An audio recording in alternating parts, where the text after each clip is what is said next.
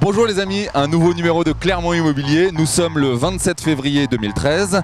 Il va se tenir d'ici quelques minutes la première conférence de presse du CIREMI, qui est le nouveau syndicat des agents mandataires en immobilier. Nous allons pour vous aller glaner quelques informations dans cette conférence. Je vous emmène.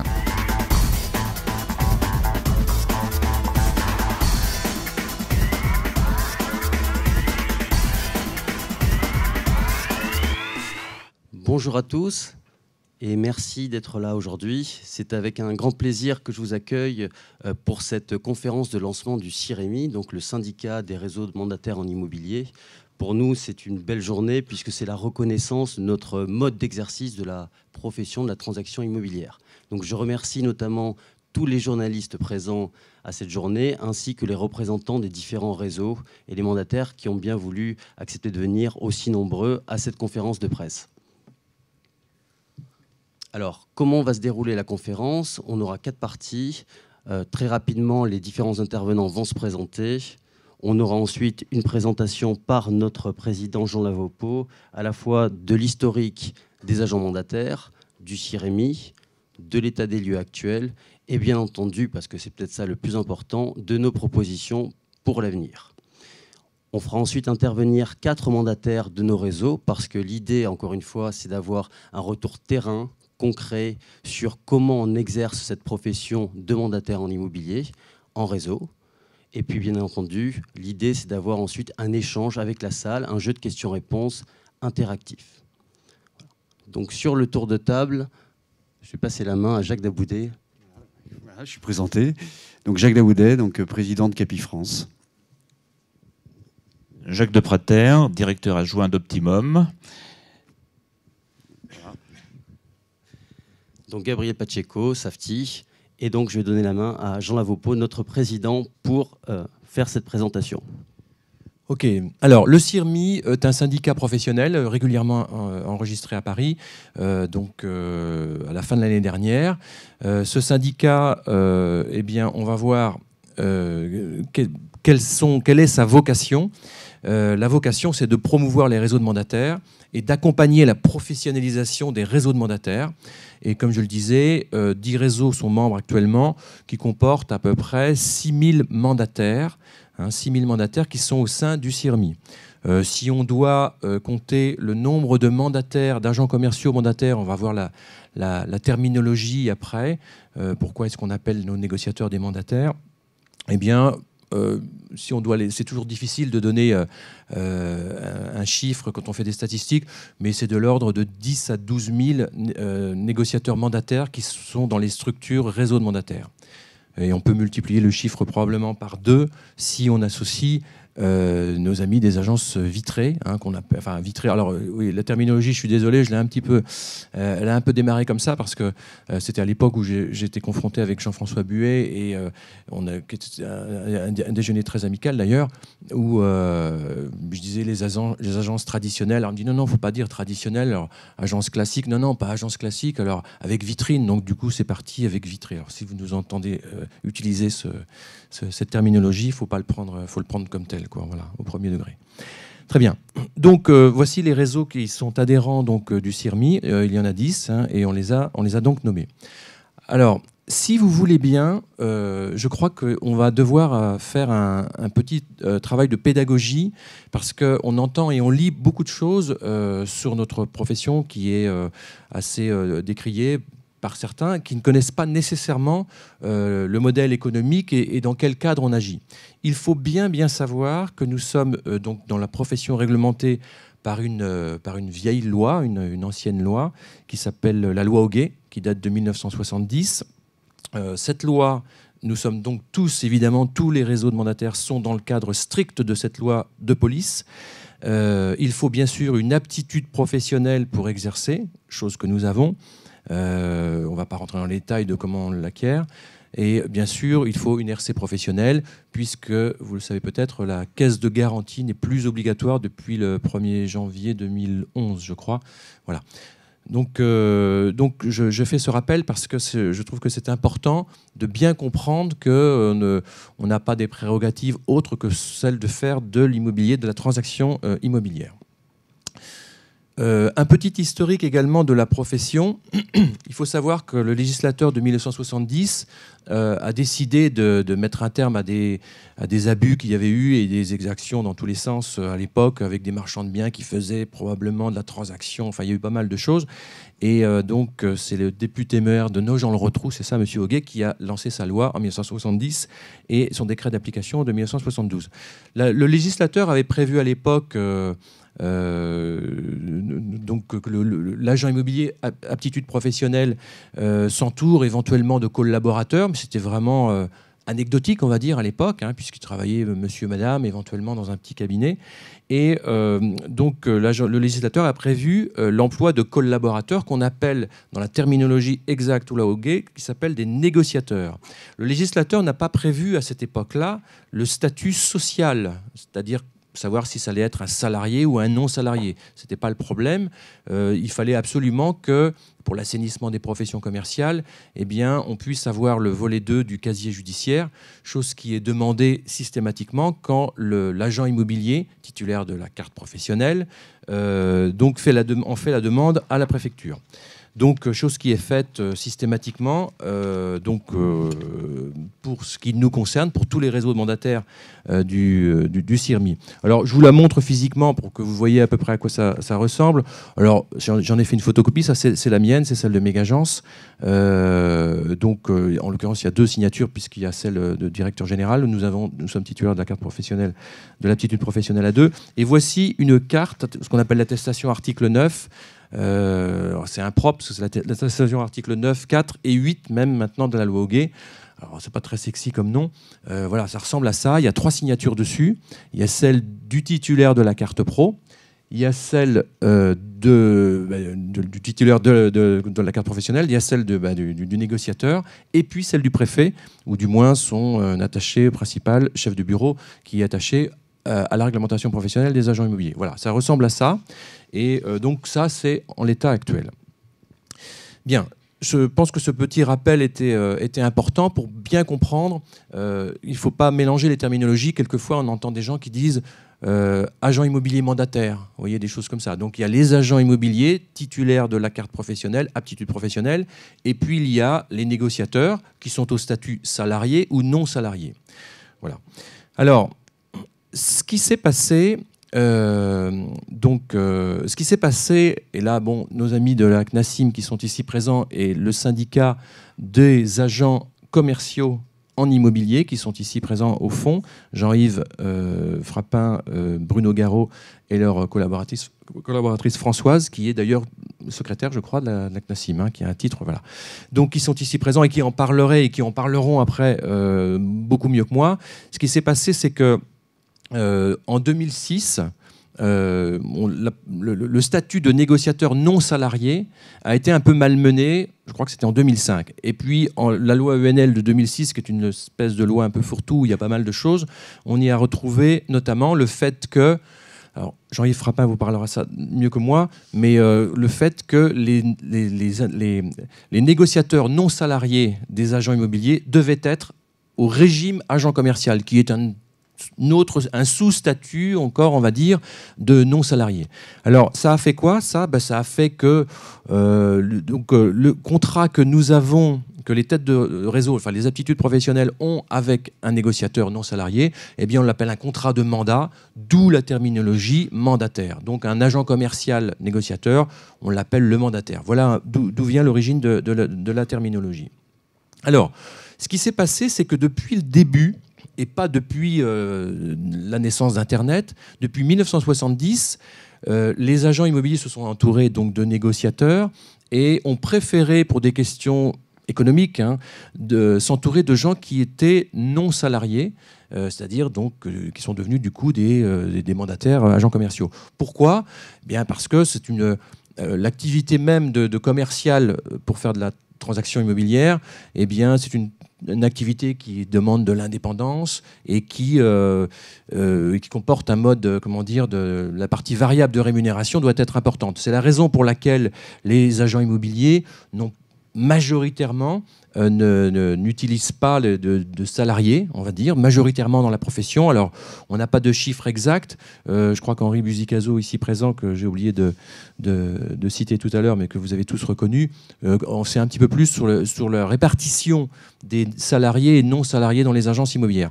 Il faut savoir qu'une agence immobilière, puisque je suis issu depuis maintenant 29 ans que j'exerce le métier de la transaction, je suis issu de l'autre modèle, vous voyez, de l'autre côté je suis issu des agents immobiliers normaux.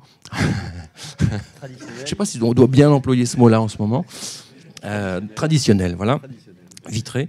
Et j'ai même été pendant 11 ans à la direction générale du réseau ERA Immobilier. Et donc, 90% des négociateurs de ces agences, particulièrement dans les réseaux de franchise, et particulièrement les réseaux de franchise d'origine américaine, sont tous agents commerciaux indépendants. C'est-à-dire que le contrat de mandat qu'ont les négociateurs de ces agences est exactement le même, loi de 91, loi ENL de 2006, que celui que nous avons dans les réseaux de mandataires. Donc c'est vraiment important que vous connaissiez ça, parce qu'il n'y a pas de différence en fait. Voilà, donc le recours aux négociateurs non salariés donc, dans la profession remonte depuis l'origine. Alors, ce qui s'est passé, ça ne vous a pas échappé, c'est qu'évidemment, en 1970, il n'y avait ni Internet, ni téléphone mobile, et qu'aujourd'hui, eh bien, ce n'est plus le cas. Nous sommes dans une extrême mobilité, et la tendance est maintenant lourde. On va dire que ça ne va pas changer demain. Ce qui s'est passé, c'est que cette manière de procéder a fait en sorte que le consommateur, et cette fois, on va le replacer au centre. Bonjour à vous, bienvenue. Installez-vous. Le consommateur, donc, qu'on doit remettre au centre du débat, eh bien, il se trouve que ce consommateur, le client, le consommateur immobilier, eh bien, fait sa recherche principalement, on ne dit pas que c'est 100% des cas, mais principalement sur Internet, via Internet. Et la mobilité va de plus en plus grande avec tous les smartphones, etc. Et aujourd'hui, on se rend compte que ce modèle permet, et cette manière d'accéder à l'information immobilière, eh bien, a permis à nos structures de démarrer, dont la première, je le rappelle, a été Capi France, qui a démarré il y a une dizaine d'années, je crois, avec Jean-Claude Côté-Moine. Et c'est un modèle qui a donc fait école, puisque c'est un modèle économique qui résout bien des problèmes et qui apporte beaucoup, beaucoup de solutions surtout. Voilà. Alors, si on fait l'état des lieux actuel de ces nouveaux acteurs, donc qu'on appelle les agences immobilières en réseau de mandataires. Donc on veut dire qu'elles travaillent bien sûr strictement dans le cadre de la loi Auguin, on ne le répétera jamais assez, et qu'il y a et ça représente un poids social et économique non négligeable, puisque si on cumule le nombre de salariés qui travaillent dans les têtes de réseau, ceux qui ne savent pas disent n'importe quoi, mais ça fait quand même 500 salariés au total. Et je vous dis 10 000 mandataires qui travaillent au sein de ces structures. C'est quand même pas rien, et particulièrement dans une période comme aujourd'hui où l'économie a été meilleure. On a connu des jours meilleurs. L'état des lieux également, c'est le point de vue des agences et réseaux immobiliers traditionnels, et puis les arguments. Alors, qu'est-ce qui se passe aujourd'hui? Et la raison, entre autres, de notre syndicat, c'est que nous subissons régulièrement des attaques en règle de nos amis de la profession dite traditionnelle. Et la raison... Et les raisons invoquées, leur crainte, en fait, c'est bien de voir disparaître leur modèle économique qui est difficile à tenir, et particulièrement dans la période. Alors vous savez, comme à chaque fois, que lorsqu'il y a des conjonctures qui sont un peu difficiles, eh bien, il faut toujours trouver un bouc émissaire. On a connu à l'époque des combats contre le notariat, on en a connu de différentes sortes, et aujourd'hui, le combat et les attaques en règle arrivent principalement d'ailleurs des gens qui sont dans la profession depuis très longtemps et qui comprennent mal le fait du déploiement de nos structures. Alors, on a pour ça apporté quelques réponses qu'on va vous soumettre, qu'on va vous donner tout à l'heure. Parmi les attaques que l'on a, on a la formation qui ne serait pas suffisante. Alors, on va en parler. Je vais laisser à ce moment-là le micro à Henri, qui connaît bien l'aspect formation et qui est ici présent d'ailleurs dans le cadre de conseils pour le CIRMIS sur l'aspect formation, puisque c'est le centre d'intérêt principal de notre syndicat. Dans les attaques qu'on subit, c'est de dire que ce sont des gens qui font une demi-activité, qui ont une autre activité. On s'aperçoit que c'est assez marginal, les gens qui ont une deuxième activité. Ça démarre souvent par une double activité, et ça se termine donc par une activité à 100%, parce que les gens se rendent bien compte que dans nos modèles, ça leur permet de gagner beaucoup d'argent. Nous avons la possibilité aussi de commissionner et de surcommissionner, c'est-à-dire de leur faire gagner 2 fois à 3 fois plus que ce que peuvent leur donner les agences dites traditionnelles, vitrées, puisque nous sommes à peu près tous sur le même modèle qui démarre à 70% de rétrocession minimale et qui monte jusqu'à 98-99% avec des systèmes de paliers. Donc voilà ce qu'on entend. On entend également le fait que nous faisons du dumping sur les prix ou sur les honoraires, ce qui n'est pas avéré, hein, donc, puisqu'il y a suffisamment de reporting maintenant dans les têtes de réseau pour pouvoir le prouver. Si vous voulez quelques chiffres, quand je suis sorti moi, de chez ERA, on était autour de 4,3% de moyenne d'honoraires France, et je pense qu'aujourd'hui on est autour de 4,2, 4,5, 4, voilà. Donc on est toujours à peu près, qu'on soit dans une structure ou dans une autre, autour du même montant d'honoraires. Donc il n'y a pas de débat là-dessus. Par contre, nous sommes probablement mieux équipés aujourd'hui et dans la conjoncture qu'on subit pour pouvoir, si le consommateur et si c'est son besoin, pour pouvoir baisser les honoraires si jamais si ça s'avère être obligatoire. Nous sommes d'ailleurs en discussion également, on est interrogé aussi par les pouvoirs publics et on donne notre point de vue là-dessus, hein, puisque vous savez que dans les choses qu'ils souhaitent faire, c'est fluidifier les transactions, rendre les transactions plus fluides, et le montant des honoraires, que je ne souhaite pas personnellement revenir à un barème figé d'avant 1987 qui était donné par le BOSP, le bulletin officiel du service des prix, où les agents immobiliers avaient un barème unique. Ça serait vraiment une régression. Hein, j'ai quelques idées là-dessus, mais qui n'engagent que moi. Je vous en parlerai en aparté, puisque c'est pas encore on ne va pas en parler aujourd'hui. Mais si les honoraires devaient être revus, je ne souhaiterais pas, et le CIRMI ne souhaiterait pas que nous revenions à un barème figé donné par le gouvernement. Alors, ce qu'il y a de très intéressant, et là cette fois on va replacer le débat au niveau des consommateurs. Voilà. Et je vais peut-être laisser le micro dans un premier temps à Gabriel, parce que c'est lui qui a mené l'affaire du sondage que nous avons mené chez BVA. Et je tiens à préciser ici que nos amis de la CNACIM c'est un sondage absolument d'une grande neutralité, pour lequel tous nos clients, vendeurs et acheteurs de tous nos réseaux ont participé et qui ont été interrogés anonymement pour connaître le taux de satisfaction. Alors si tu veux en parler, Gabriel. Juste avant, oui, je voulais remercier les gens de la CNACIM parce qu'ils nous ont bien sûr aidés financièrement pour ce sondage, parce que ça coûte de l'argent. Donc merci à eux. Oui, merci Jean. Effectivement, comme l'a dit Jean à juste titre, on est souvent attaqué effectivement par les agences traditionnelles qui ont tendance à dire que on serait entre guillemets des agents immobiliers au rabais avec un niveau de satisfaction des consommateurs qui serait relativement faible. Bon. Persuadé du contraire, on a souhaité interroger un organisme effectivement neutre, de qualité et reconnu comme tel, à savoir l'Institut BVA. Et effectivement, on a fait effectuer un sondage par BVA auprès d'un échantillon représentatif de clients des réseaux adhérents du CIRMI. Et les résultats sont totalement édifiant, puisque 95%, je dis bien 95% des clients des réseaux adhérents du CIRMI sont satisfaits des prestations qui sont données par les mandataires indépendants avec qui ils ont travaillé. Et 93% de ces clients seraient prêts d'ailleurs à recommander les enseignes du CIREMI auprès de leurs amis, de leurs proches, etc. Donc c'est des résultats qui sont totalement exceptionnels et qui prouvent là encore tout le travail, mais on va en reparler tout à l'heure, de formation, de suivi et de niveau qualitatif des mandataires de nos réseaux.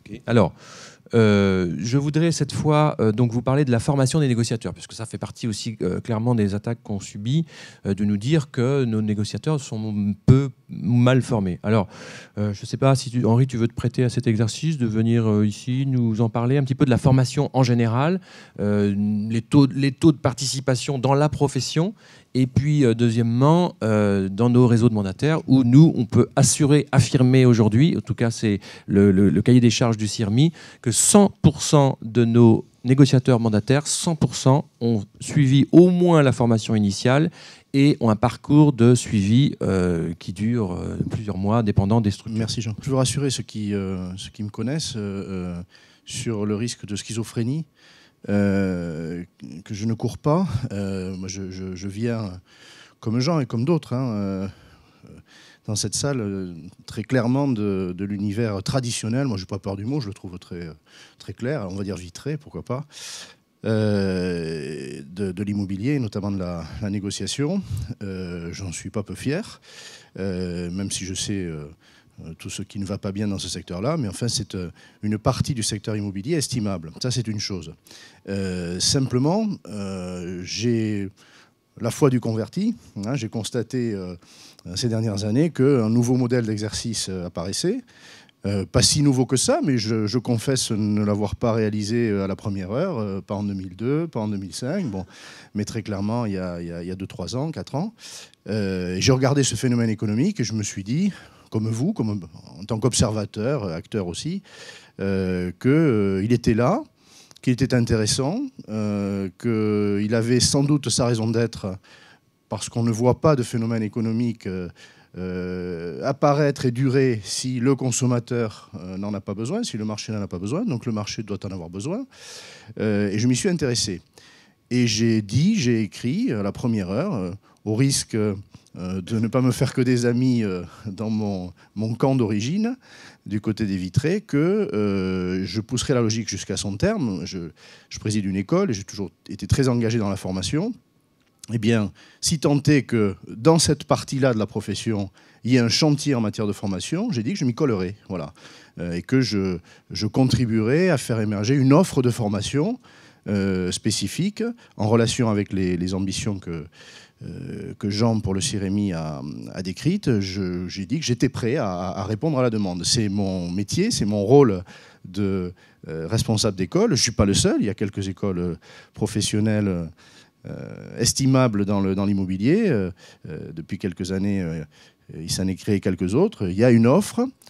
S'il faut aujourd'hui la spécifier pour les négociateurs, et notamment les négociateurs agents commerciaux mandataires, je suis partant. Voilà. Alors, en plus de ça, il faut prendre la mesure que moi, j'ai vraiment le sentiment que le développement, le déploiement des réseaux de mandataires, notamment ceux qui sont adhérents aujourd'hui de ce nouveau syndicat, j'ai l'impression qu'ils font l'effet d'une psychanalyse, mais que le phénomène du besoin en formation, il est ancien. Jean disait tout à l'heure, je vais vous donner en effet le chiffre, que les agents commerciaux de l'immobilier, les négociateurs agents commerciaux, ce n'était pas un phénomène nouveau. Non, il n'est pas nouveau. Mettons de côté la loi de 2006, mettons de côté les innovations réglementaires, ça fait 50 ans que la profession vitrée a recours à des agents commerciaux de l'immobilier à côté de négociateurs salariés. Le chiffre, il est quand même édifiant. 70% des agents immobiliers traditionnels recourent au statut d'agent commercial de l'immobilier. 70%.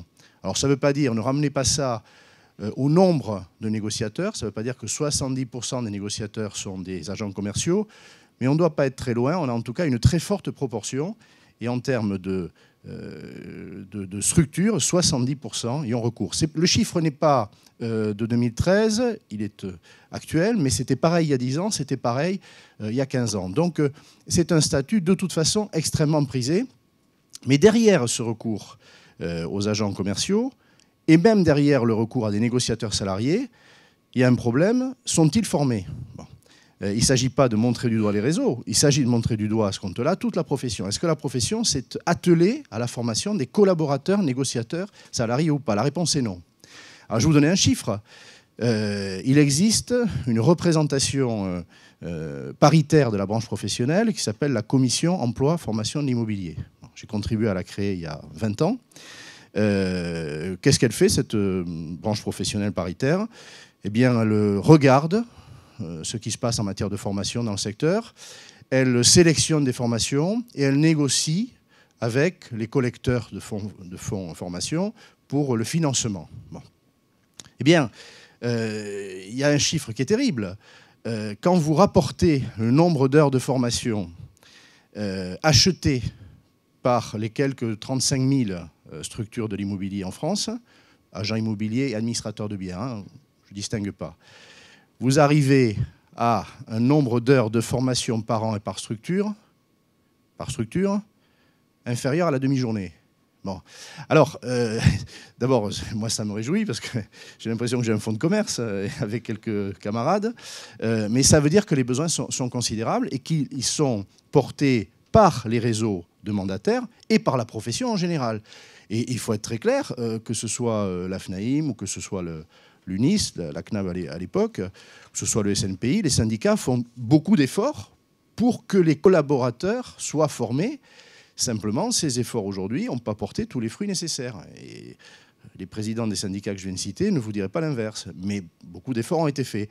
Alors aujourd'hui, passer la vitesse supérieure en demandant aux législateurs qu'il soit fait obligation d'une formation à l'entrée et d'une formation continue pour les négociateurs, incontestablement, c'est une phase nécessaire.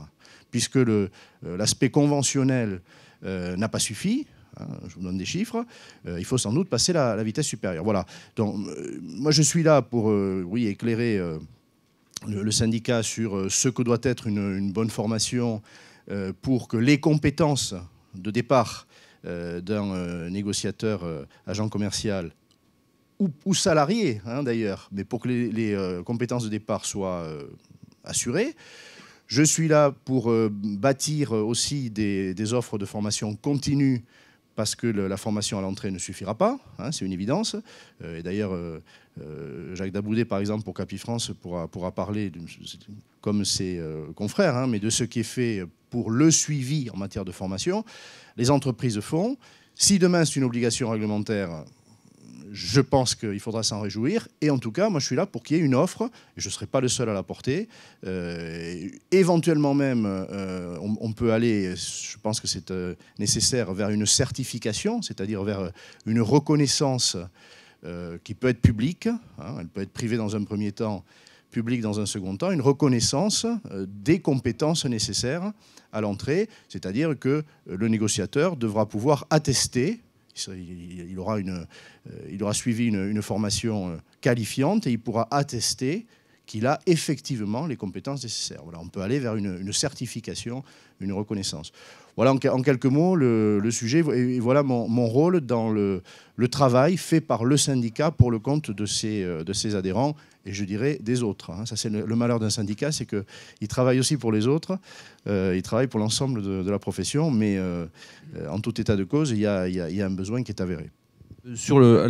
Oui, voilà. Donc parmi les choses, les attaques qu'on reçoit, c'est de dire si un client a un problème, d'accord, avec un agent, avec un négociateur, eh bien, il peut toujours aller voir l'agence, ce qui n'est pas le cas si la tête de réseau se trouve à 500 km. Alors, bon, nous sommes en 2013. Si d'ailleurs le législateur a prévu que nous ayons des RC professionnels, qu'on n'active jamais d'ailleurs, puisque vous le voyez affiché, le taux de sinistre dans les réseaux de mandataires est de 0,0%, ça on l'affiche, on l'affirme, et c'est incontestable. Il y a une raison fondamentale à ça, c'est qu'en 2006, la loi ENL qui a obligé donc les négociateurs à être agents commerciaux a également obligé que ces agents commerciaux ne rédigent pas les compromis de vente, l'avant-contrat, donc qui est la source principale des litiges possibles. Eh bien, comme nous ne rédigeons pas les avant-contrats, eh bien, nous avons un taux de sinistre qui est égal à 0%. Ceci étant rédigé par les notaires. Ceci étant bien sûr rédigé par les notaires qui ont fait entre 7 et 10 ans d'études juridiques et qui nous semblent un peu plus appropriés pour pouvoir rédiger les compromis de vente. Voilà, donc ça c'est la raison pour laquelle donc, on n'a pas plus il n'y a pas de question, de fondement par rapport à cette attaque que nous subissons sur cet aspect. Alors, je voudrais donner un petit aperçu de ce qui se passe également des négociateurs qu'on appelle, les négociateurs dans le monde. Alors, mis à part l'Espagne, le Portugal, je suis sûr qu'il n'y a aucune condition d'accès pour les négociateurs. Peut-être l'Italie. D'ailleurs, il n'y en a même pas pour le patron d'une agence en Espagne. Il n'y a pas de loi au guet. Mais à part ces pays-là, peut-être d'autres qui sont... je n'ai pas été voir jusqu'au Zimbabwe. Mais au moins, si on regarde les Pays-Bas, la Belgique, la Suède, les États-Unis, évidemment, tous les négociateurs des agences ont une licence, ils ont une aptitude, une certification. Et on est pour l'instant un des seuls pays qui n'avons pas cette fameuse certification, alors donnée par l'État, le pouvoir public, ou donnée par un ordre ou par un conseil supérieur, je ne sais pas. Mais il faut absolument avoir cette licence en cours de validité pour pouvoir exercer la profession de négociateur. Ce qui n'est pas le cas en France pour tous les négociateurs, quel que soit leur statut. Voilà. Donc c'est important, alors ça c'est le préambule, pour vous dire que, et les écrans, on va arriver au terme de notre conférence, et vous pourrez poser les questions à nos amis mandataires qui sont ici présents. Ça fait partie donc des propositions qu'on l'on fait, c'est d'avoir un socle commun de formation obligatoire, chose que nous avons déjà au sein de nos structures, et on veut qu'au final, cette aptitude pour pouvoir exercer le métier de négociateur soit sanctionnée par avec un niveau minimum qui peut être sur un QCM qu'on a identifié. Pour l'instant, on a 300 et quelques questions d'identifier sur des aspects juridiques, mais aussi de bâtiments, d'environnement, savoir ce que c'est qu'une copropriété, la loi de 65, etc. Donc, de connaître tout ça et d'avoir un minimum de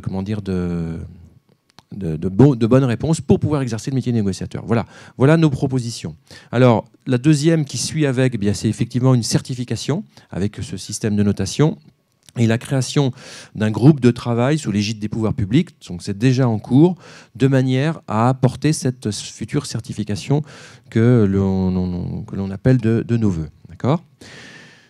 Voilà. Donc, la troisième chose que nous aimerions, nous sommes encore une fois en 2013 et l'accès à Internet étant ce qu'il est, nous aimerions qu'au-delà d'une simple carte comme ça, difficilement personne ne la connaît, mis à part les agents immobiliers, nous aimerions qu'il y ait un fichier central national des négociateurs. Et ça, c'est une idée que nous avons honteusement repris de la CNACIM, qui a eu l'idée déjà il y a un bon nombre d'années et qui nous en parle à chaque fois. C'est d'avoir un fichier central des négociateurs identifié sur Internet gratuitement par le grand public. Donc ça permettrait de dire, le négociateur Jean-Pierre Durand qui travaille à Dunkerque, il est identifié comme ayant reçu, suivi une formation minimum et sanctionné par le diplôme, donc il a une licence. Où travaille-t-il ? Il peut très bien travailler dans un réseau ou dans une agence vitrée classique ou dans un de nos réseaux de mandataires. Une fois qu'il a sa licence, peu importe là où il va travailler. Mais au moins, il serait certifié et identifié par le public. Voilà. Donc ça, c'est le troisième effet. Donc, juste avant de passer le témoignage au mandataire, je vous demanderai s'il y a des questions, mais la proposition forte que nous faisons aujourd'hui, 27 février 2013, c'est de dire, nous souhaitons donc une formation obligatoire, sanctionnée par un diplôme, une certification, et ce fichier national qui permettra donc par le grand public d'identifier les professionnels qui viennent les voir au quotidien, leur prendre des mandats, faire des avenants et faire tout le travail qu'il y a à faire avec les particuliers. Voilà. Si Jacques, tu veux ajouter, oui. Je voudrais ajouter autre chose. Si on a cette démarche aujourd'hui dans le cadre du CIREMI, donc du syndicat des réseaux mandataires immobiliers, c'est parce qu'on l'a évoqué, il y a un certain nombre d'attaques, il y a des réalités concrètes sur le terrain dans notre profession, mais c'est qu'on a une vraie volonté de professionnaliser ce métier. On l'a dit, à l'étranger, il y a des cartes professionnelles obligatoires. C'est quand même ahurissant de découvrir en 2013 qu'en France, pour exercer le métier de négociateur immobilier, il n'y a aucune contrainte.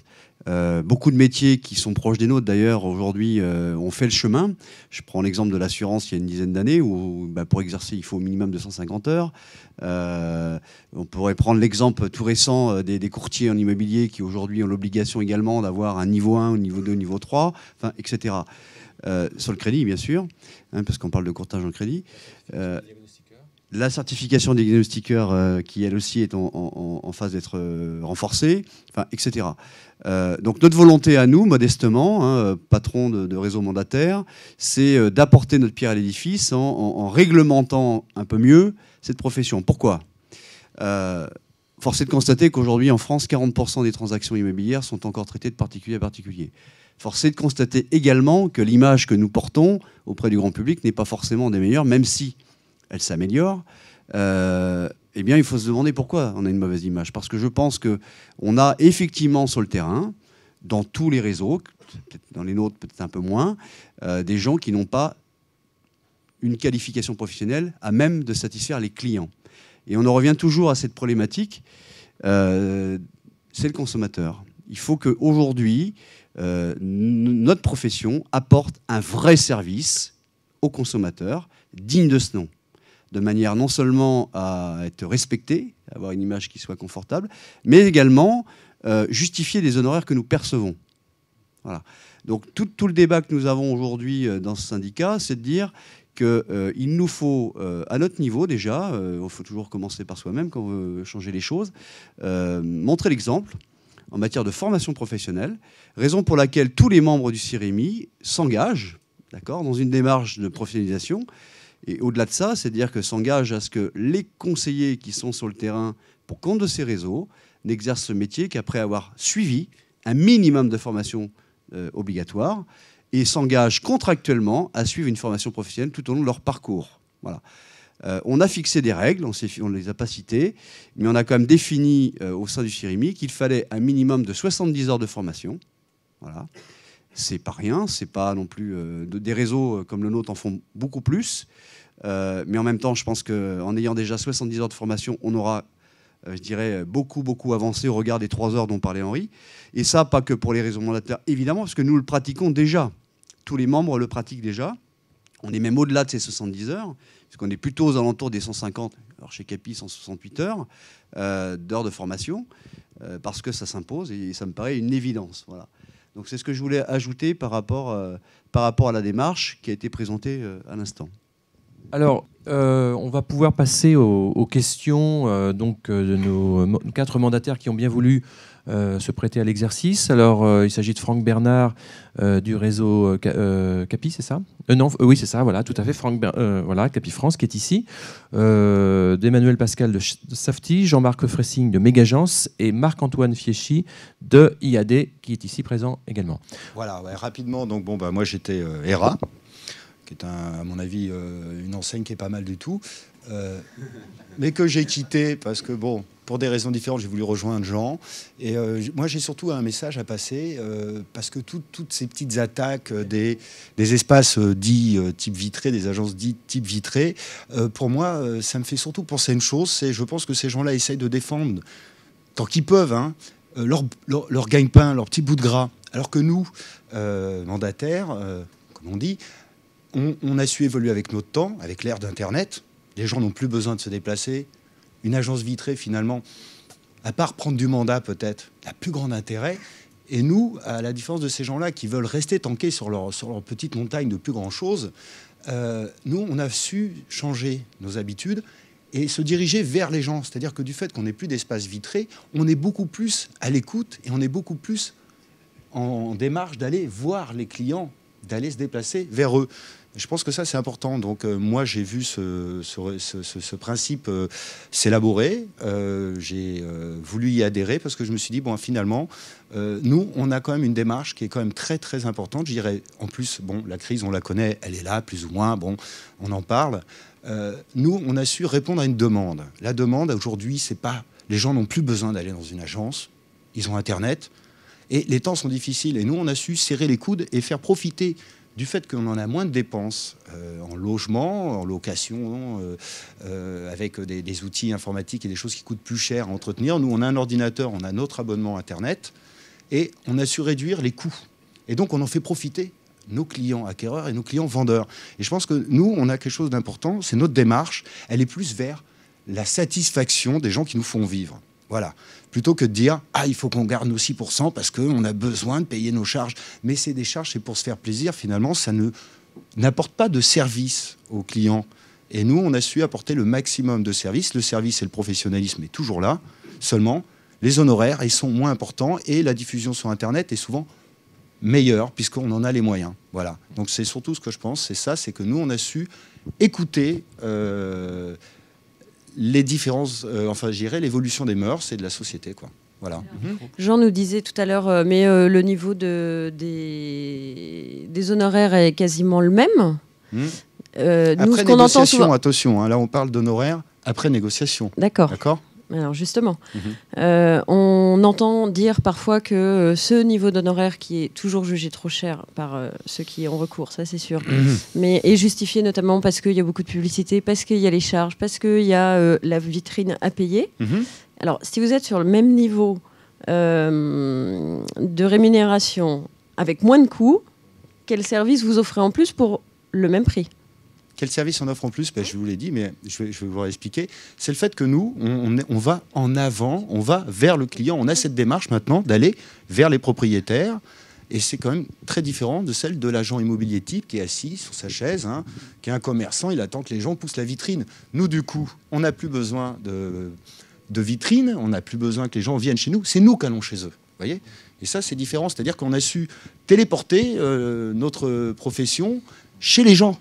Parce que les gens, maintenant, de plus en plus, ont moins en moins envie de se déplacer. C'est l'effet cocooning. Ils sont derrière l'ordinateur.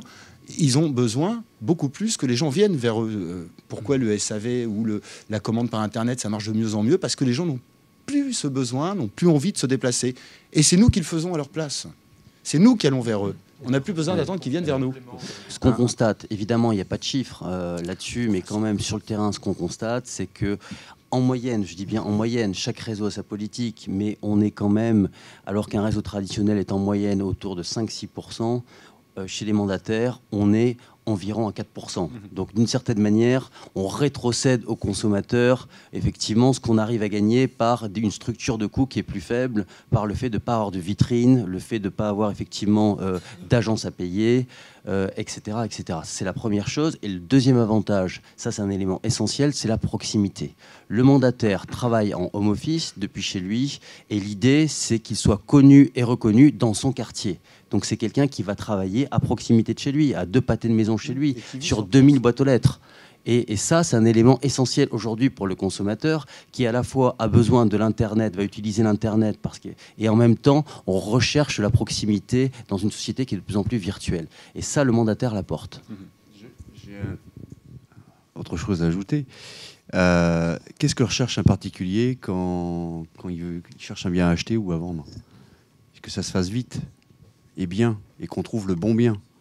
La force des réseaux mandataires, dans le modèle à comparer au réseau traditionnel, c'est sa puissance de diffusion.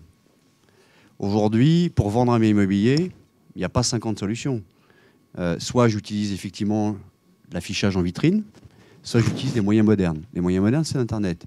Et donc la force de nos réseaux, aujourd'hui, c'est notre capacité à pouvoir diffuser très largement, et donc d'amener un nombre de clients potentiels à des vendeurs de biens, ou un nombre de biens potentiels à des acheteurs de biens extrêmement important, hein, à la différence d'une agence de proximité. Voilà. Et ça, c'est une vraie valeur ajoutée. Oui, moi, c'est un petit peu différent. Donc, je viens du froid, je viens de Besançon, donc vous m'excuserez pour la voix. Moi, je ne suis pas du tout de l'immobilier. Enfin, maintenant aussi, ça va faire quasiment 2 ans, mais je suis du médical. Donc, j'étais délégué pharmaceutique, délégué hospitalier, visiteur médical, directeur régional pour un grand laboratoire allemand. Pourquoi l'immobilier? Ça a démarré en 2005-2006 quand j'ai voulu acheter ma maison et que j'avais des critères bien précis et les agents immobiliers que j'ai pu recevoir m'ont présenté tout ce que je ne voulais pas. Donc déjà à ce moment-là, je me suis dit, bon, c'est bizarre, j'ai des critères bien précis, on ne me montre pas ce que j'ai envie d'avoir. Bon, puis c'est passé, effectivement, j'ai fait 20 ans dans le médical, j'avais une usure et j'ai rencontré Safety. j'ai trouvé un parallèle avec le médical. Alors, vous allez trouver ça peut-être étrange, mais j'ai trouvé ce parallèle entre le patient et le client, acquéreur, vendeur, mais aussi le conseiller indépendant. Ce que je veux dire par là, c'est qu'on parle de formation. Dans le médical, effectivement, il y a des accréditations, il y a des protocoles. Je me retrouve complètement là-dedans. Hein. La formation, c'est indispensable. Et quel que soit le réseau, donc chez Safety, effectivement, on a ce programme de formation au siège, formation régulière, que ce soit par téléphone et physique. Et puis aujourd'hui, il y a les développeurs au niveau national qui proposent un accompagnement auprès des conseillers. Donc ça, c'est vrai que c'est important. Moi, quand j'ai démarré, il n'y avait pas encore ces développeurs. Donc j'avais ces formations de base, mais je n'avais pas cet accompagnement local. Aujourd'hui, il existe chez Safety, je pense qu'il existe aussi dans d'autres réseaux. Ce qui était important quand on était à l'hôpital avec un chirurgien, quand le patient allait sortir en ville, on essayait de préparer sa sortie au mieux. C'était dans le matériel médical, donc on essayait de trouver le matériel le plus adapté pour le patient. Donc on allait avec le chirurgien dans la chambre du patient et on discutait avec lui, on réfléchissait avec lui à sa sortie en ville. On allait organiser sa sortie avec les kinés, avec les infirmières, avec les vendeurs de matériel médical. Et j'ai retrouvé ça au niveau de l'immobilier. C'est-à-dire qu'aujourd'hui, un vendeur, il a besoin d'être assuré. Il a besoin qu'on lui présente un acquéreur qui a les moyens d'acheter sa maison. Et il a besoin, effectivement, de savoir qu'il a des services à sa disposition, que le bien va être présenté, tu le disais tout à l'heure, de façon très très large. L'acquéreur, quand il cherche sa maison, là aussi, il a besoin d'être suivi, il a besoin d'être assuré, il a besoin de voir le bien, comme j'ai pu l'être à une époque, pour le bien qu'il recherche, pas lui présenter n'importe quoi.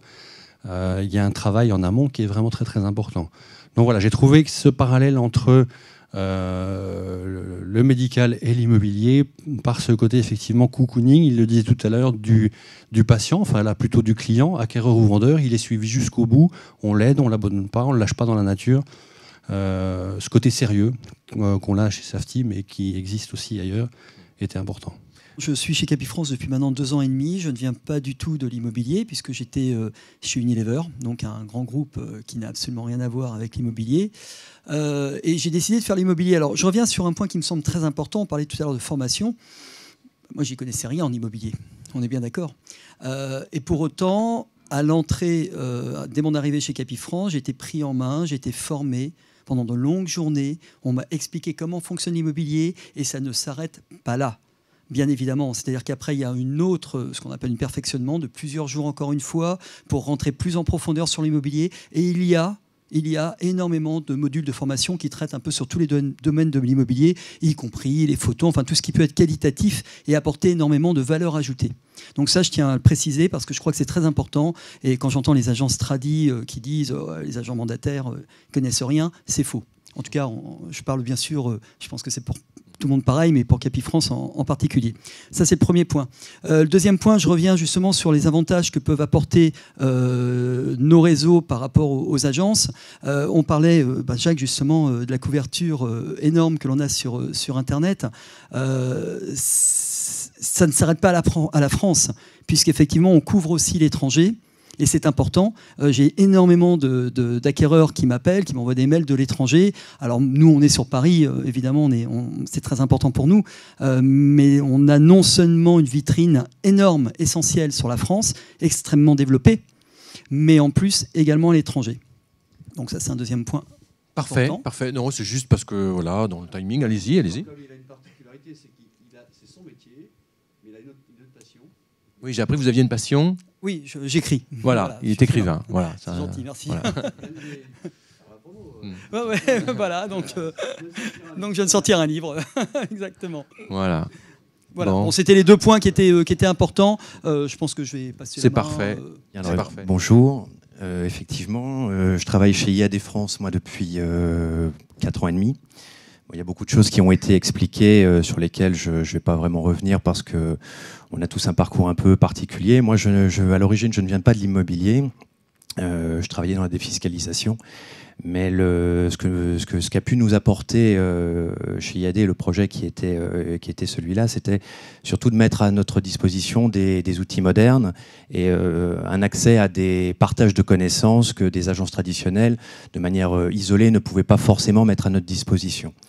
Indépendamment de cela, pour rebondir sur ce que vous disiez tout à l'heure, moi je ferais peut-être un parallèle entre les services que nous proposons, c'est plutôt du sur-mesure, dans la mesure où nous ne pouvons pas avoir toute une batterie de mandats importants, à la différence des agences qui peuvent avoir un catalogue assez étoffé, parce qu'ils en rentrent beaucoup. En tant qu'indépendant, on se doit de cibler beaucoup plus nos produits et de pouvoir apporter finalement une qualité, une proximité de service que toutes les agences de quartier ne sont pas en mesure de définir et de proposer. Et donc à ce titre-là, on peut imaginer que cette relation devienne plus qualitative et que on soit un peu leur référence immobilière, comme on peut avoir un médecin de famille, comme on peut avoir peut-être un notaire également qui s'occupe de manière spécifique des intérêts du groupe. Ça, c'était quelque chose que l'on pouvait imaginer en tant qu'indépendant. Après, ce qui nous motive sûrement lorsqu'on se jette, qu'on n'est pas dans l'activité immobilière, mais qu'on décide de franchir le cap avec des agents de mandataires, et quelles que soient les enseignes, parce qu'il y en a de très bons. Mais en revanche, c'est d'avoir une rémunération bien sûr plus forte, puisque comme vous le rappeliez là tout à l'heure, Monsieur Lavopo, on est souvent rémunéré de 2 à 3 fois plus pour le même travail. À condition bien évidemment de faire un travail de qualité et d'arriver à la conclusion. Et notre meilleure motivation, c'est bien évidemment de pouvoir conclure et de ne pas simplement rentrer des mandats. Voilà, Parce que j'ai oublié tout à l'heure, donc bien ça me revient d'un seul coup. Mais ça me semblait important. Dans votre question, madame, nous sommes le seul interlocuteur, ça rejoint un peu ce que vous dites à l'instant, mais on est le seul interlocuteur avec notre client-vendeur. Et là, ça crée une relation qui est essentielle. Je fais des délégations de mandat avec des agences tradies, on m'amène une personne, le lendemain c'est une autre personne, une troisième personne, bref. Je pense que ce n'est pas suffisamment qualitatif. Et ce qu'attend justement le vendeur, c'est d'avoir une promiscuité, une relation exceptionnelle avec nous. Et c'est ce qu'on apporte, puisque je suis, en l'occurrence, le seul et unique interlocuteur qu'aura ce vendeur. Et ça, je pense que c'est très très important, justement. Et ça crée la différence. Ouais, ça crée la différence. Parfait. Voilà, merci. Est-ce que vous avez d'autres questions, mesdames et messieurs les journalistes? Oui, une question ici. Allez-y. Il y a un autre élément important dans le business model, on va dire, de vos réseaux, c'est les abonnements que payent les mandataires chaque mois. Quelle est la politique? Est-ce que ça se ressemble d'une enseigne à l'autre? Est-ce que vous avez des prescriptions là-dessus aussi, ou la volonté de mettre en place quelque chose de commun, enfin une action là-dessus? Alors effectivement, la plupart des réseaux, voire la totalité des réseaux ont effectivement des abonnements mensuels qui vont de l'ordre de 200 hors taxe à 350 € environ.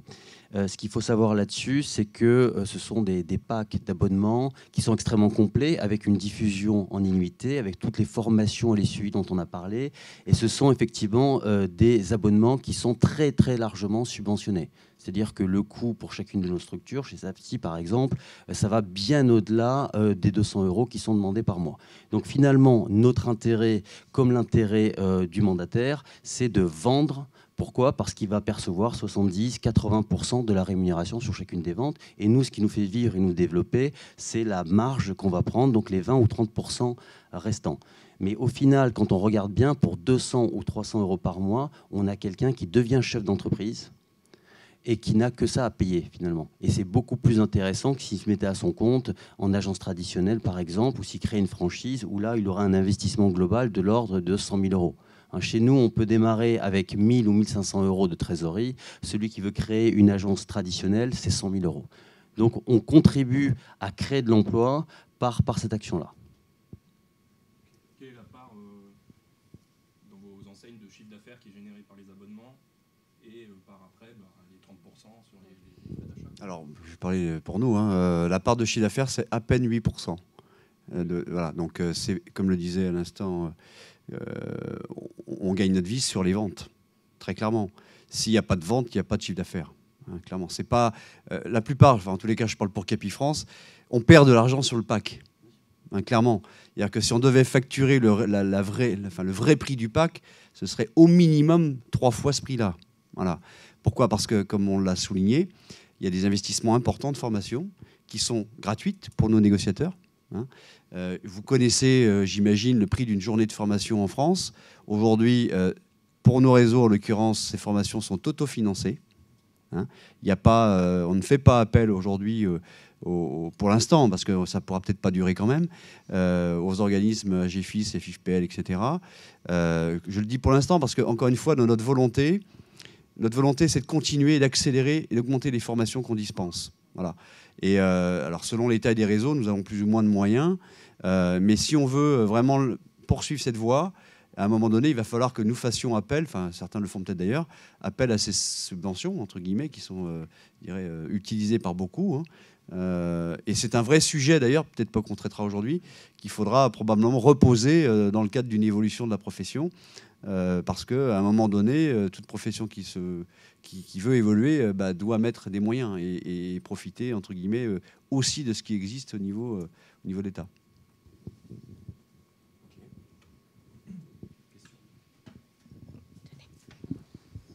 En cas de litige, comment font les gens pour se retourner contre l'agent mandataire ou contre le réseau? Parce que je crois que c'est pas lui qui signe l'acte authentique. Oui, alors litige. Alors c'est l'acte la promesse de vente, l'avant-contrat est signé chez le notaire, d'accord. L'acte définitif est de toute façon signé chez le notaire. C'est le cas d'ailleurs de 70% de la profession, tout confondu. Hein. D'ailleurs aujourd'hui, quand on voit l'épaisseur d'un compromis de vente, après en avoir signé personnellement, j'en faisais 450 par an quand j'avais mon groupe personnel Elite Immobilier au Mans. Aujourd'hui, je ne veux même plus les rédiger parce que voilà, il y a beaucoup trop de choses. Quand on voit l'épaisseur du diagnostic, etc. Donc on va chez le notaire. Donc les litiges, il peut y avoir des litiges commerciaux, absolument. Là, on est équipé chacun d'entre nous avec des systèmes d'enquête de satisfaction et puis les gens peuvent nous attaquer. On a d'ailleurs, le législateur a prévu, je vous rappelle, des RC professionnels pour le cas où, comme dans toutes les professions, pour le cas où on peut avoir un litige ou un sinistre, chose que nous n'avons pas jusqu'ici. Hein. On peut assurer qu'on a 0,0% de sinistre. Mais des litiges, il peut y en avoir tous les jours. Un négociateur qui oublie le numéro de l'eau de la cave, le cas le plus courant en ce moment, c'est avec les assainissements, la fosse septique qui n'est pas aux normes alors que le client le pensait, on n'est pas tombé dedans pour aller voir. Enfin bon, voilà. Donc du coup, il y a des causes de litiges ou de soucis, il y en a toute la journée. Mais on les règle, hein. Donc on les règle, ça se règle. Hein. Précisément à votre question, le client il a accès au négociateur, on l'a dit, il y a une forte proximité premièrement, et puis il a accès à l'agence, qu'elle soit à 50 ou 100 ou 200 ou 800 km. Aujourd'hui, on a à disposition sur nos sites internet la possibilité de pouvoir porter une réclamation en ligne directement, et puis il y a les numéros de téléphone, c'est-à-dire qu'on a nous un service, alors chez Capifrance, un service qualité, service réclamation, qui gère toutes les demandes avec un engagement de réponse dans les 24 heures. Voilà, et de traitement. C'est-à-dire que derrière, si le client n'arrive pas à joindre son conseiller pour X ou égal problème, il appelle automatiquement le siège, puisque sur l'ensemble des documents que nous remettons, et à commencer par le mandat de vente, apparaissent les coordonnées de l'agence immobilière, à savoir celle du siège. Voilà. Donc le numéro de téléphone, il a évidemment le numéro de téléphone du conseiller, mais il a surtout le numéro de téléphone du siège. Mais le mandat de vente, il est signé entre un client lambda et l'agence ou entre chacun Voilà. Non, mais il est signé effectivement avec l'agence. Et ça, c'est une sécurité, effectivement, puisque le mandataire est mandaté par l'agence. En l'occurrence, un client va signer directement avec Safety. Et donc, d'une certaine manière, s'il y a un litige ou s'il y a un sinistre, il va se retourner contre Safety, contre l'agence. Donc il y a un double jeu entre guillemets, c'est-à-dire que moi si je veux vendre, non, ce que je veux dire c'est, moi si je veux vendre mon appart, mon mandat de vente il sera signé entre moi et le siège. Exactement. Et derrière vous remandatez quelqu'un. Enfin, voilà. On est représenté par un mandataire sur le terrain. Voilà. On a un contrat complètement ensemble. Ils ont la capacité à pouvoir prendre des mandats au nom de l'agence, au nom de notre carte professionnelle. Mais c'est sécurisant effectivement pour le client parce qu'effectivement, il a contracté avec une tête de réseau, qui a un service qualité, qui a une responsabilité civile professionnelle, qui a des avocats, qui a des juristes, le cas échéant, en cas de litige. Merci. Pour revenir juste un instant, sans vous prendre trop de temps, sur la notion d'accompagnement et de proximité du client. J'ai entendu surtout le mot vendeur, mais il me semble que le modèle français laisse surtout l'acquéreur pour compte, que l'acquéreur n'est pas accompagné. Alors est-ce que vous signez quelquefois, souvent, pas du tout, des mandats de recherche? Est-ce que vous n'avez pas l'intention de vous rapprocher du modèle dit chasseur immobilier qui semble apporter, pour le coup, une réelle valeur ajoutée? Mais alors, je vous rassure tout de suite, madame, on fait ce métier. Voilà. On est aussi bien du côté vendeur que du côté acheteur. Hein, voilà, c'est la base de notre métier, nous, aujourd'hui. Donc, on est déjà dans cette démarche. Mais bien sûr que tous les réseaux mandataires, aujourd'hui, pratiquent le mandat de recherche pour des acheteurs, etc. Il faut peut-être le dire, parce qu'on l'ignore, oui. Et on entend surtout, encore une fois, le mot Absolument. vendeur quand on parle de client. Bah, c'est clair qu'effectivement, pour acheter un bien, il faut trouver un vendeur. Mais il arrive aussi fréquemment qu'on s'occupe... D'ailleurs, j'ai envie de vous dire qu'aujourd'hui, on passe beaucoup plus de temps avec des acheteurs qu'avec des vendeurs. Vous me permettez de rebondir sur cette question. Quels sont les effets de la crise immobilière et de la tension sur le marché sur les négociations et sur la suite des mandats? Là, c'est clair, vous avez tous eu les chiffres, c'est vous qui les avez d'ailleurs publiés. Il y a eu 150 000 transactions en moins en 2012, donc c'est pas rien. Donc c'est énorme. En fait, ce qui se passe, c'est que l'arbitrage va se faire sur la baisse des prix. Voilà, donc, mais ça c'est le deuxième effet. Donc quand le volume de transactions baisse, eh bien, les délais de vente se rallongent et ça finit pour les gens qui sont obligés de vendre avec une baisse des prix. Donc là on le ressent clairement. Alors je ne vais pas parler pour Paris, mais pour la province c'est très très clair et dans les campagnes encore pire. Hein, donc là où on a clairement on est inscrit dans une baisse durable et la transaction, quand les biens doivent être vendus, ils vont se vendre. Donc voilà. Hein.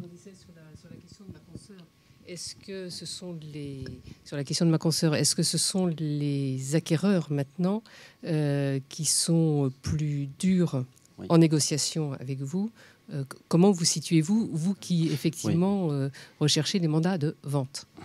Mais effectivement, c'est exactement ça, ça reboucle sur la question précédente, c'est-à-dire qu'on est plus aujourd'hui, on est passé d'un marché de vendeurs à un marché d'acquéreurs. Aujourd'hui, c'est plutôt l'acquéreur qui a le pouvoir, sauf sur certains micro-marchés, comme le marché parisien ou quelques micro-marchés, mais dans l'ensemble, c'est l'acquéreur qui a le pouvoir, et donc effectivement, on passe beaucoup de temps à découvrir les acquéreurs, à les accompagner, à les rassurer aussi, effectivement, pour pouvoir aller au bout de la vente. D'où l'intérêt aussi d'avoir une diffusion extrêmement large sur des centaines de sites internet pour faire venir un maximum d'acquéreurs potentiels. Voilà.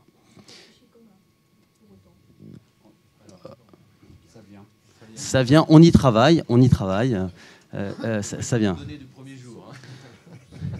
Mais ce qui est aussi intéressant dans ce contexte de crise, c'est de se dire que finalement, ça reboucle sur une autre des questions. Aujourd'hui, les mandataires en immobilier, on est en forte croissance, mais on ne fait, entre guillemets, que 7 ou 8% du marché. Alors, la question que beaucoup me posent, de journalistes, c'est pourquoi, entre guillemets, de telles attaques de la part des agences traditionnelles envers vous? C'est juste que, comme vous l'avez compris, comme le marché se rétrécit, ils cherchent effectivement, entre guillemets, des boucs émissaires sur le marché et les mandataires sont des boucs émissaires idéaux aujourd'hui sur ce marché-là, alors que, encore une fois, vous l'avez compris, on fait un travail de qualité, on a envie d'aller encore plus loin dans la formation, l'accompagnement et vers une certification, mais qu'effectivement, c'est un peu facile de dire c'est la faute au mandataire plutôt que de dire c'est avant tout la faute au marché et l'absence de remise en cause de leur propre modèle. Pour rebondir là-dessus, moi je pense que tous les modèles ont leur place. D'accord. En même temps, pour être factuel, nos modèles de réseau mandataire progressent dans un marché en crise. La bonne question, c'est pourquoi. Je pars du principe que le marché a toujours raison. Voilà. Si aujourd'hui, le marché en tant que tel, au sens générique du terme, des réseaux comme le nôtre fonctionnent, se développent, c'est quelque part, ils correspondent à une attente du particulier dans sa recherche et dans sa demande. Voilà. Donc je pense que quand on a dit ça, on a tout dit. Hein. Donc notre modèle aujourd'hui, certes, dérange la profession, Mais on me racontait, certains me disaient, il y a une vingtaine d'années, quand les réseaux de franchisés sont arrivés en France, on parle de Century, on peut parler d'ERA, on peut parler de La Forêt, etc. C'était aussi la grosse crise dans la profession, parce que c'était pas possible qu'on allait leur prendre leur marché. Bon, bah, force est de constater aujourd'hui que oui, les réseaux de franchise, qui sont un modèle de distribution de l'immobilier comme un autre, ont pris leur place. Aujourd'hui, le monde des réseaux mandataires, depuis une dizaine d'années, se développe et prend sa place progressivement. Mais encore une fois, je le répète, si ce mode de distribution de l'immobilier fonctionne, c'est qu'il correspond tout simplement à une attente du marché. Et la grosse différence, ça n'a peut-être pas été assez dit, c'est que depuis 10 ans, le monde a changé et le monde change.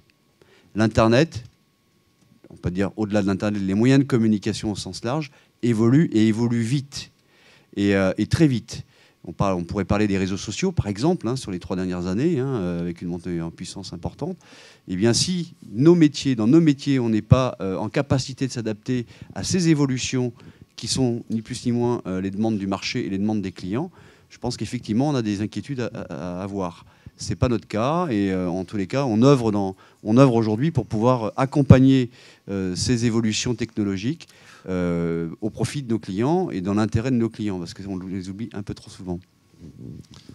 Donc une dernière peut-être question de Olivier. Justement, une question pour Jean Lavaupeau. On entend depuis le début de cette conférence une grande tension et une sorte d'opposition aux agents immobiliers dits traditionnels.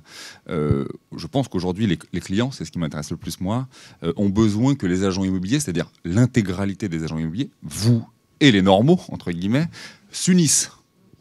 Plutôt que se diviser. Justement, en tant que patron du CIREMI, j'aimerais savoir, est-ce que tu vas aller voir les gens de la FNAIM, les gens de l'UNIS, et quel chantier tu vas leur proposer? Merci de cette question, Olivier.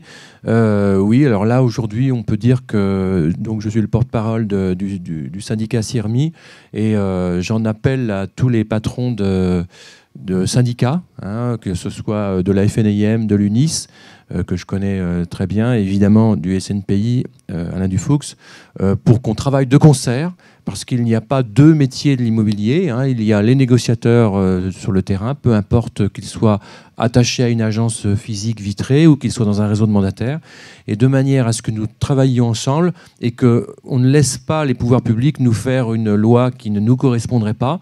Et je préfère qu'on travaille ensemble de concert. Nous ne sommes pas du tout hostiles à aucun modèle. On est très œcuménique sur l'histoire, et on veut donc apporter des forces de proposition. Et je le rappelle, formation, certification et annuaire de tous les acteurs visibles, par exemple, par Internet. L'idée pour nous, c'est de faire partie, et de fait, on en fait partie, de cette grande famille de la transaction en immobilier. Et on est les premiers à vouloir, effectivement, travailler de concert avec les autres syndicats, la FNAIM, l'UNIS, le SNPI, etc. Et l'idée de la création et de cette conférence de presse de lancement du CIREMI, c'est justement dire, on existe sur le marché, faisons en sorte, effectivement, que tous ensemble, on construise l'immobilier de demain.